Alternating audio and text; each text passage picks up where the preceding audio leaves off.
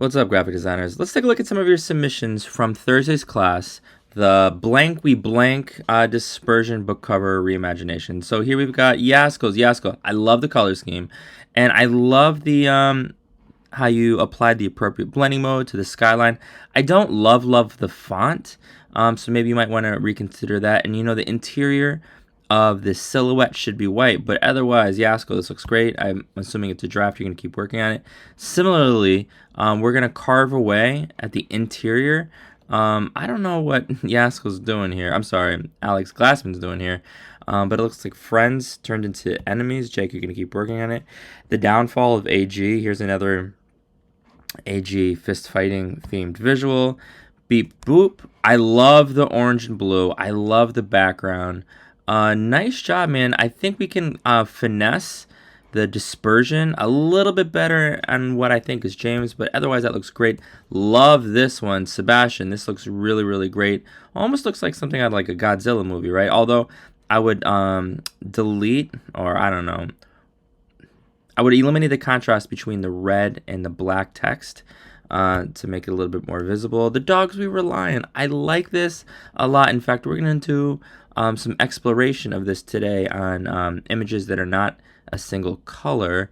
This is a fun example of the dispersion effect. Similarly, we're going to apply dispersion effect on an image with lots of colors. In fact, I'm just going to cut to the chase. So Ethan P made this in class, did the cutout in class on Thursday.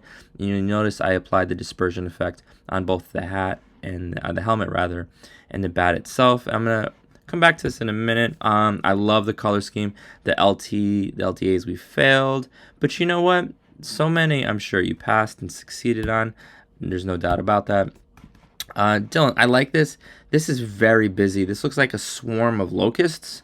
And the lower right hand corner, left corner looks great. It's just very congested over here. I really like the gators though. Well done, especially in the upper left hand corner where there's a little bit more contrast. Sometimes less is more, guys. Less is more. You guys, I've been saying since September to put your name in the file name, and this dude wrote thing. I'm not sure who did that, but you guys are all great kids.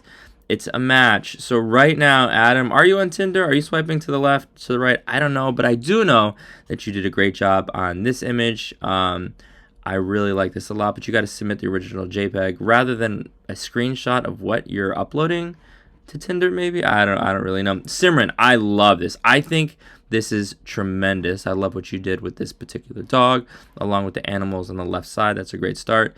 And you know what? Catalina's doing this. She's going to submit this to the Wisconsin's Badgers athletic department. I like this, except you didn't apply the dispersion effect on the interior of the silhouette.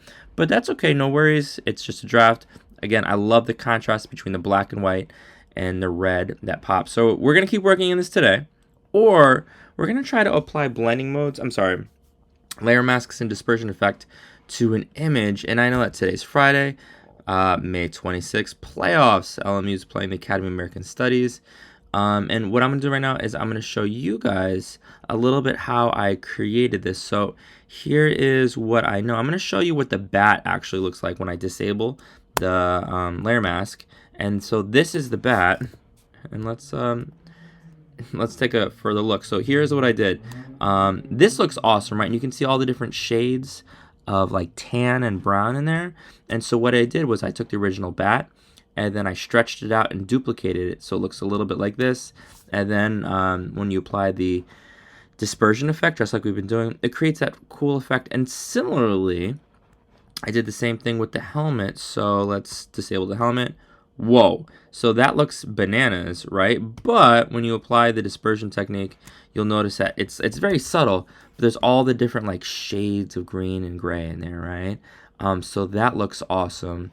This looks amazing. And so what are some possible sources of inspiration for you guys? That's a great question. Here's what the professionals are doing. So some of you guys, Christina, anybody else? Olivia played volleyball. Maybe we could do a volleyball poster. Here's a cool football poster. I love this. Here we've got a soccer poster, Wiley, or we can do something like this maybe for Emerson. You guys, this is what the professionals are doing. Here we've got looks like a Nike, some sort of Nike advertisement. Dispersion effect applied in a unique way. football for Iowa State. This looks awesome. Someone paid their rent or their mortgage or bought groceries by producing this.